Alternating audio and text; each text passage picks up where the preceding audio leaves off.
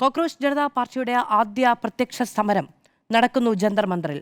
സ്വാഭാവികമായും അവർ വിചാരിച്ചതുപോലെ അനുനിമിഷം ഓരോ സെക്കൻഡും വെച്ച് അവരുടെ സമൂഹ മാധ്യമങ്ങളിൽ ഉയരുന്ന ഫോളോവേഴ്സിനെ നമ്മളെല്ലാവരും അത്ഭുതത്തോടുകൂടി നോക്കിക്കണ്ടതാണ്. ആ നിലയ്ക്കുള്ളൊരു പങ്കാളിത്തം അവിടെ ഉണ്ടാകില്ല എന്നത് പ്രതീക്ഷിക്കപ്പെട്ട ഒന്ന് തന്നെയായിരുന്നു. ഒന്നാമത്തേത്, അതിന് ഒരു ദേശവ്യാപക സ്വഭാവമില്ല എന്നതായിരുന്നു. ഇപ്പോൾ കേരളത്തിൽ നിന്ന് എത്ര പേർ അതിൽ പങ്കാളികളാകാൻ വേണ്ടി ദില്ലിയിലേക്ക് പോയിട്ടുണ്ടാകും? വളരെ ആക്ടിവിസ്റ്റ് സ്വഭാവമുള്ള വളരെ ചുരുങ്ങിയ ആളുകൾ മാത്രമായിരിക്കും പോയിട്ടുണ്ടാവുക. ദില്ലിയിലും പ്രാന്തപ്രദേശങ്ങളിലും അല്പസ്വല്പം മറ്റ് അടുത്ത സംസ്ഥാനങ്ങളിലും ഏറ്റവും ചുരുക്കം മറ്റു സംസ്ഥാനങ്ങളിൽ നിന്നുമൊക്കെ ആളുകളാണ് അവിടെ എത്തിയിട്ടുള്ളത്.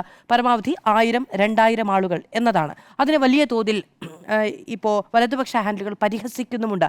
അവിടെ എത്തിയ ജനക്കൂട്ടത്തിൻ്റെ സവിശേഷതകൾ, അവിടെ സവിശേഷമായ വ്യക്തിത്വം ഉള്ള മനുഷ്യർ അവിടെ എത്തിയിട്ടുണ്ടോ, സ്വത്വബോധമുള്ള ആളുകൾ എത്തിയിട്ടുണ്ടോ, അവരുടെയൊക്കെ ചിത്രങ്ങളൊക്കെ പങ്കുവെച്ചുകൊണ്ടുള്ള വലിയ പരിഹാസം അവിടെ ഉണ്ടാകുന്നുമുണ്ട്. ഇന്നിപ്പോൾ കെ സുരേന്ദ്രനൊക്കെ പരിഹസിച്ചുകൊണ്ടുള്ള പോസ്റ്റുകൾ ഇവിടെയും പബ്ലിഷ് ചെയ്തിട്ടുമുണ്ട്. അപ്പോൾ ഇതിൽ പക്ഷേ ഏറ്റവും പോസിറ്റീവായ ഒരു കാര്യം എന്താണ്? നീറ്റ് ചോദ്യപേപ്പറുമായി ബന്ധപ്പെട്ടും CBSE പരീക്ഷാ ചോദ്യപേപ്പറുമായി ബന്ധപ്പെട്ടും ഈ രാജ്യം കണ്ട ഏറ്റവും വലിയ സമരമാണ് ഇന്ന് നടന്നത്.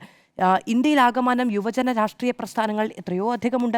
ശരിയാണ്, NSUയും KSUയും SFIയും അടക്കം വലിയ പ്രതിഷേധങ്ങൾ നടത്തിയിട്ടുണ്ട്. പക്ഷേ ഇത്രയും വലിയൊരു പ്രതിഷേധം നടന്നിട്ടില്ല എന്നുള്ളതാണ്.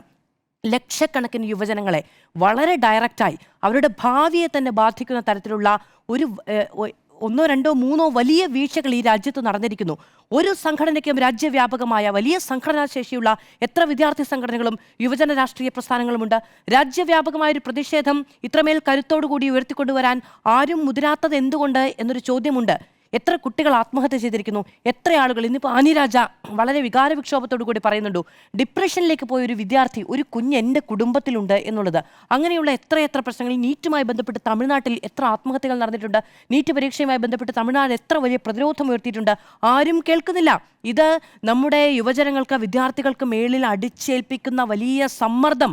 അതിൻ്റെ പേരിൽ ജീവൻ വെച്ചൊഴിഞ്ഞു പോകേണ്ടി വരുന്ന വിദ്യാർത്ഥികൾ. എന്നിട്ട് കഷ്ടപ്പെട്ട് ആ പരീക്ഷയൊന്ന് കടന്നുകൂടിയിട്ടുണ്ടെങ്കിൽ അതിലുണ്ടാകുന്ന ക്രമക്കേടുകൾ, പിന്നെയും ഭാവിയെക്കുറിച്ചുള്ള ആശങ്ക, ഇതൊന്നും അഡ്രസ്സ് ചെയ്യാൻ ഇവിടെ സംവിധാനങ്ങളില്ല എന്നിടത്താണ് രാഷ്ട്രീയമെന്ന് നമ്മൾ പ്രാഥമികമായി വിശേഷിപ്പിക്കുന്ന ഒരു വലിയ സംഘം രൂപപ്പെട്ടു വരുന്നത്. അപ്പോൾ അവർക്കൊരു രാഷ്ട്രീയ പാർട്ടിയുടെ പിന്തുണയൊന്നും ഉണ്ടായിരിക്കില്ല. വിഷയാധിഷ്ഠിതമായ പിന്തുണ ആണ് ഇന്ന് അവിടെ എത്തിയ രാഷ്ട്രീയ പാർട്ടികൾ തന്നെ നൽകിയത്. പക്ഷേ അവരൊരു ശബ്ദം ഉയർത്തുന്നുണ്ട്.